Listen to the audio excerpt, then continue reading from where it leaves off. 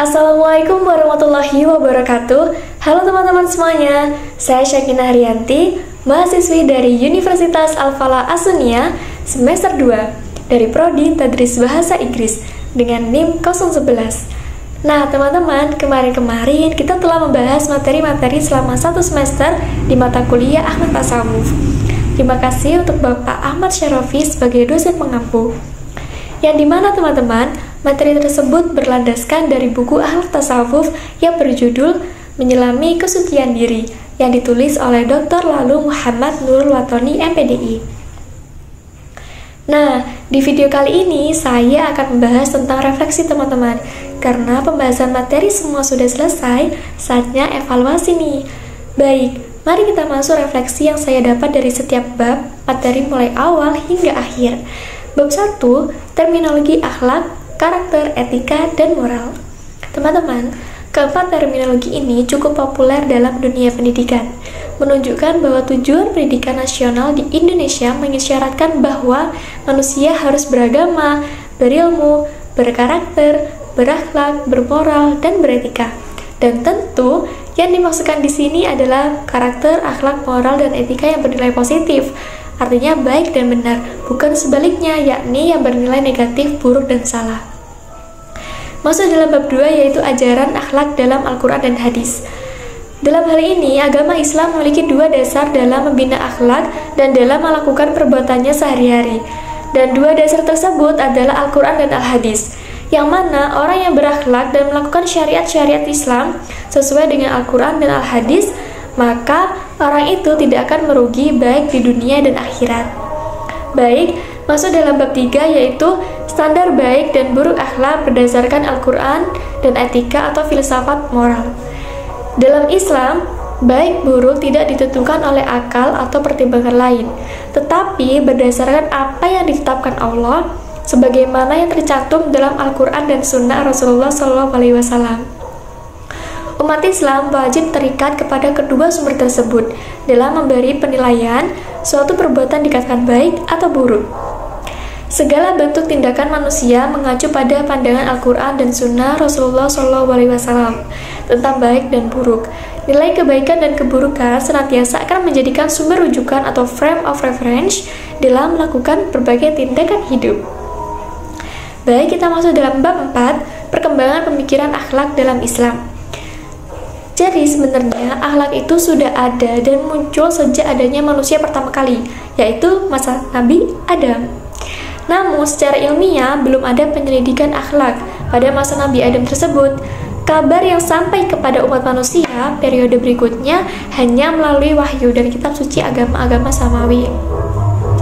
Nabi-nabi itu menceritakan dan menjelaskan apa yang disampaikan Tuhan melalui wahyu untuk menjadi pelajaran bagi umatnya masing-masing di setiap periode Nabi.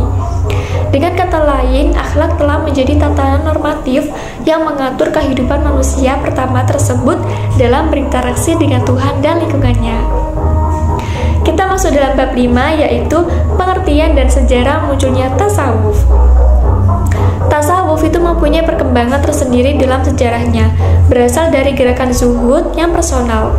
Selanjutnya berkembang menjadi gerakan tasawuf masif yang melahirkan kelompok dan orde-orde tertentu.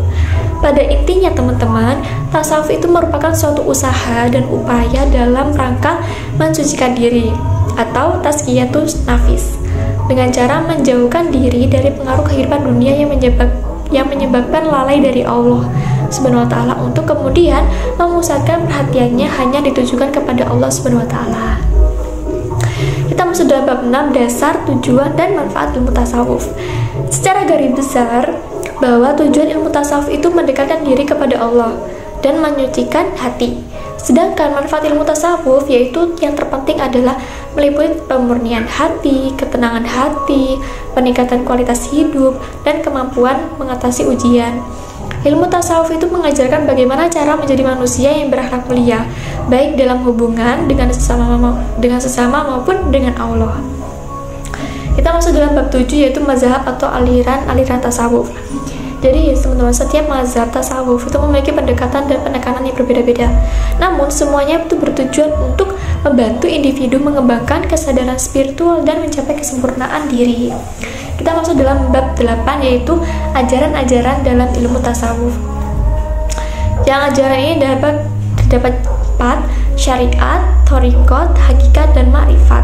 Yang pertama itu syariat. Dalam dunia tasawuf, syariat itu adalah syarat mutlak bagi salik atau penempuh jalan rohani menuju Allah.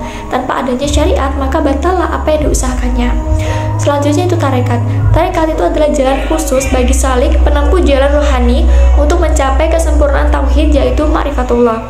Yang ketiga yaitu hakikat. Hakikat itu secara terminologis, kamus ilmu tasawuf itu menyebutkan bahwa hakikat adalah kemampuan seseorang dalam merasakan dan melihat kehadiran Allah di dalam syariat itu. Sehingga hakikat adalah aspek yang paling penting dalam setiap amal, inti dan rahasia dari syariat yang merupakan tujuan perjalanan salik. Nah, itu. Yang terakhir yaitu ma'rifat. Ma'rifat ini menggambarkan hubungan rapat dalam bentuk gnosis, pengetahuan dengan hati sanubari. Oke, kita masuk dalam bab 9, yaitu pengertian, sejarah, dan aliran tarekat. Setiap aliran tarekat itu memiliki penekanan dan praktik yang berbeda-beda. Namun, intinya itu semuanya bertujuan untuk membantu individu mencapai kesempurnaan spiritual dan mendekatkan diri kepada Allah SWT. Bab 10, bab terakhir nih, yaitu hubungan tasawuf dalam pendidikan. Jadi, tasawuf itu memiliki hubungan erat dengan pendidikan, khususnya dalam konteks pendidikan Islam. Tasawuf itu berperan dalam membentuk karakter dan akhlak mulia, serta membimbing individu mencapai kesadaran spiritual yang lebih tinggi. Pendidikan yang mengintegrasikan nilai-nilai tasawuf dapat menghasilkan individu yang berakhlak mulia, memiliki hubungan yang baik dengan Tuhan dan sesama, serta mampu menghadapi tantangan zaman. Jadi teman-teman, dapat kita simpulkan bahwa tasawuf itu menekankan pada implementasi dalam kehidupan. Berarti tidak hanya bersifat teori belaka. Konteksnya dalam pendidikan itu, implementasinya tasawuf itu mengarah kepada pendidikan akhlak yang lebih mengedepankan sikap kesahajaan dan ibadah yang banyak untuk mencapai kedamaian hidup dan kedekatan diri dengan Allah. Ya, harus dilalui dari tahap pensucian diri, tasfiyatul an-nafs tadi yang sudah saya jelaskan, dan merasakan kehadiran Allah dalam kehidupan sehari-hari atau ihsan. Jadi itu secara garis besar, itulah yang saya pahami dari isi buku Akhlak Tasawuf Menyelami Kesucian Diri ini dan selama 1 semester ini. Baiklah, refleksi dari saya untuk memenuhi tugas ujian akhir semester mata kuliah Akhlak Tasawuf telah selesai. Kurang lebihnya mohon maaf. Saya Syakina Rianti, pamit undur diri. Wassalamualaikum warahmatullahi wabarakatuh. Bye-bye.